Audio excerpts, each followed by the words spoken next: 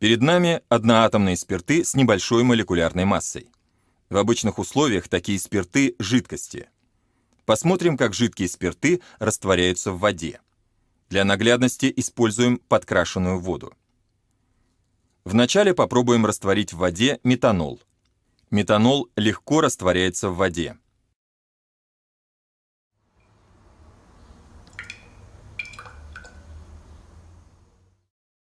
Во вторую пробирку добавим этанол.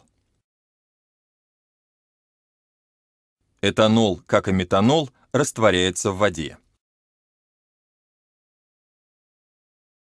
В третью пробирку наливаем бутиловый спирт или бутанол.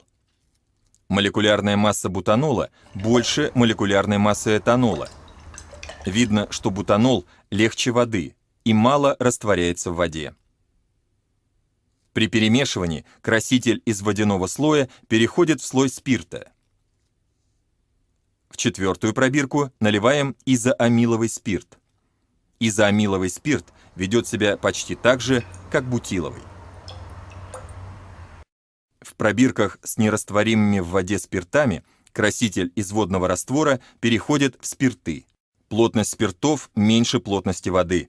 Слой спирта находится сверху в пробирках с малорастворимыми в воде спиртами. С повышением молекулярной массы растворимость спиртов в воде уменьшается.